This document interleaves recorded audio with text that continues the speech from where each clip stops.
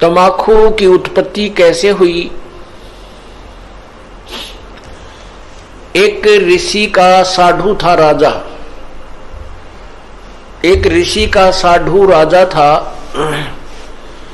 और एक दिन राजा ने अपने साधु ऋषि को आमंत्रित किया अपने घर पर जलपान के लिए।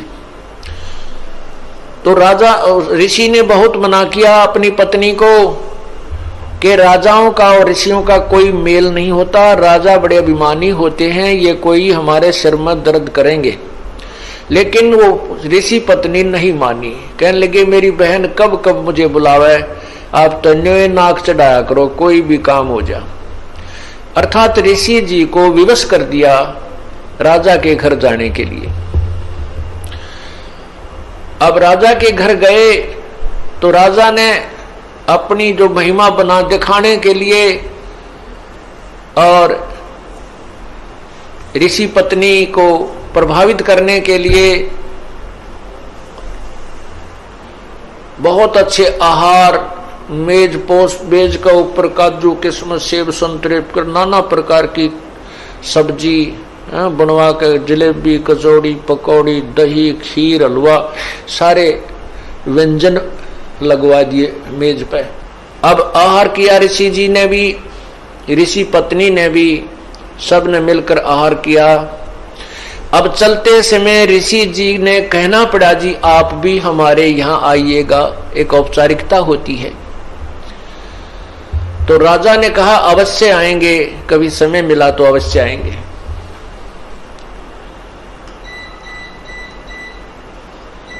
एक दिन वो समय मिल गया, राजा ने संदेशा भिजवा दिया कि हम आ रहे हैं।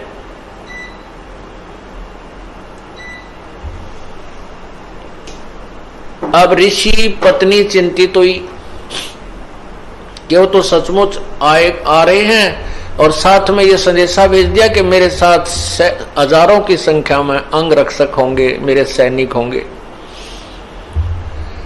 अब राजा चाहता था कि ऋषि को नीचा दिखाना, ये एक बूंदी बीमारी है साधु, ये दिखाना चाहता था कि मैंने ऐसे ऐसे आहार कराए हैं और ये ऋषि जी कुछ नहीं करा पाएगा, इसकी मिट्टी पलीत होगी। और परमात्मा कहते हैं कबीरा सब जग निर्धना, धनवंता ना कोई, धनवंता सो जानियो जप राम नाम धन होवे। अब ऋषि जी के पास अपने तप की कमाई थी, अपनी साधना भजन की कमाई थी। ऋषि जी ने स्वर्ग से कामधेनु गाय वो उधारी ले ली कुछ समय के लिए और उसको अलग से एक टेंट में रखा हुआ था। उधर से राजा अपने हजारों सैनिकों को साथ लेकर पहुंच गया और ऋषि से कहा कि भोजन की तैयारी करवाओ। ऋषि जी ने कहा जी भोजन तैयार है, आप खाना खाइए। अब वहां लगी लाइन और साथ की साथ थाली आ रही है, सबको परोसी जा रही है। ऋषि जी ने अपने एक सेवक को उस गाय वाले टेंट के सामने बैठा दिया, वो उठा उठा कर थाली बाहर रखता रहा।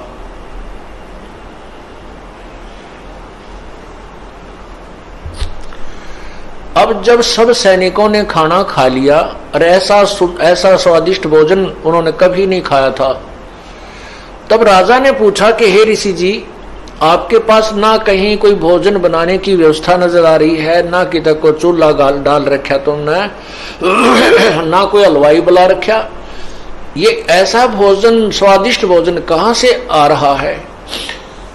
तब राजा ने बताया कि मेरे पास एक कामधेनु गाय है और उसमें यह शक्ति होती है कि वो चाहे पूरी पृथ्वी जीम जा भोजन खा ले, पूरी पृथ्वी के प्राणी, तो भी उसका अंत नहीं आता है। तो राजा के अब साधु की यारी दोस्ती इतनी होती है, अब राजा की नीत में खोट आ गया।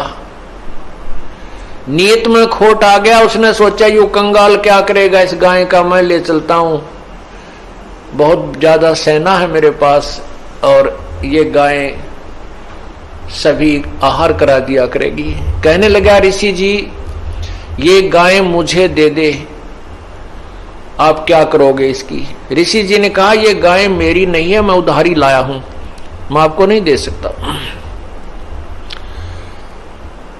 तो राजा बोला सैनिकों से कि सैनिकों इस गाय को छीन लो। अब ऋषि सोचता है अच्छा नालायक ये तो जबरदस्ती कर रहा है मेरे साथ। तब उस ऋषि ने कहा हे गौ माता आप अपने स्वदेश लौट जाइए, मैं विवश हूं। इतना कहते ही वो टेंट के ऊपरले हिस्से को पाड़ती हुई और गाय आकाश की तरफ, स्वर्गलोक की तरफ चल पड़ी।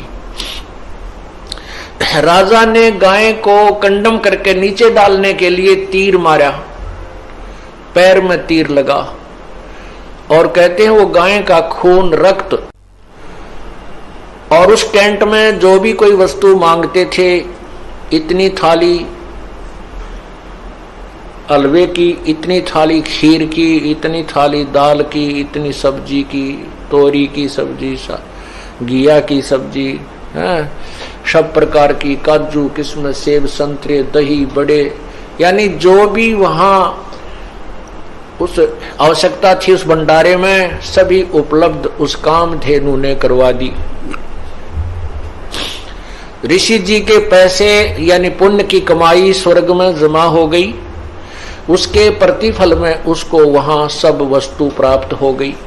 जमीन पर गिरा और गाय चली गई, तो जहां जहां वो खून गाय का गिरा वहीं पर कहते हैं तम्बाकू की उत्पत्ति हुई। अब हिंदू लोग एक तरफ तो माता को इतना प्रिय मानते हैं, गाय को अपना मां के तुल्य आदर देते हैं और फिर मां के खून को पी रहे हैं। क्या बताते हैं, खो नाम खू का तमा नाम गाय, 100 बार सौगंध इसको न खाए। तमा नाम खू का, खो नाम खून का और तमा नाम गाय, सौगंध 100 बार इसको न खाए। तम्बाकू, खून, खू का अर्थ है खून, खून, तमाखू, खून, और तमा फारसी का शब्द है, तमा माने गाय होती है। तमाखू यानी गाय का खून, खू नाम खू का तमा नाम गाय, सौगंध 100 बार इसको ना खाए ना पीवे। कहते हैं आप एक तरफ तो गाय को इतना प्रिय मानते हो, आदरणीय मानते हो, और फिर गाय के खून से उत्पन्न इस तम्बाकू को पीते हो। जितने भी महापुरुष हुए उन्होंने सब विकारों को छुड़वाया है। अब सिख समाज में तम्बाकू कोई प्रयोग नहीं करता, अभी तक भी उन्होंने इस मर्यादा का पालन किया है। लेकिन और सारी बुराई शुरू कर दी, मांस खावा, दारू पीने लगे। देखो बुराई तो सारी त्यागे पार पड़ेंगी। ऐसे ही मुसलमान धर्म के अंदर शराब नहीं छूते अभी भी, और बाकी मांस खावा, रोका पीवे। हिंदू समाज में बीड़ी, शराब, तम्बाकू और मांस कभी प्रयोग नहीं करते थे। अब हिंदू समाज में कोई मर्यादा ही नहीं रही, सारे काम बिगड़ गए। तो पुण्यात्माओं ये नए सिरे से समाज सेट किया जाएगा और इसी तरह ये समाज सुधार और आत्म कल्याण प्रारंभ होता है। उन महापुरुषों ने भी कठिन प्रयत्न किए थे, परिश्रम किया था समाज को बुराई से दूर करने के लिए। आज भी वही चल रहा है और बहुत निर्मल समाज बन रहा है। छोटे छोटे बच्चे भी ये पूछते हैं, एक बार मेरा हाथ लग गया, मेरे पापा की गोद में बंडल था, महाराज जी मेरा नाम तो नहीं टूट गया। रो रहा था वो बच्चा। मैं कहा बेटा ऐसे नहीं टूटता, वो तो वैसे लग गया हाथ, गंद का समझ लो, गोबर में हाथ लग जा, धो ले अपने ने। हाँ उसको उठा के देना, ला के देना, पीने हुक्का भरना, उसमें नाम टूट जाएगा, वो खंड हो जाएगा। तो पुण्यात्माओं जो छोटी सी उम्र में इन बच्चों को ऐसा ऐसा भाव बन गया कि ये इतनी बुराई है कि इसको हाथ लागने से भी हमारा धार्मिक कर्म बिगड़ जाएगा, तो आने वाली इनकी संतान तो कति देवता पैदा होंगी। ये समाज भी सुधर रहा है और जीव कल्याण का मार्ग भी प्रशस्त हो रहा है।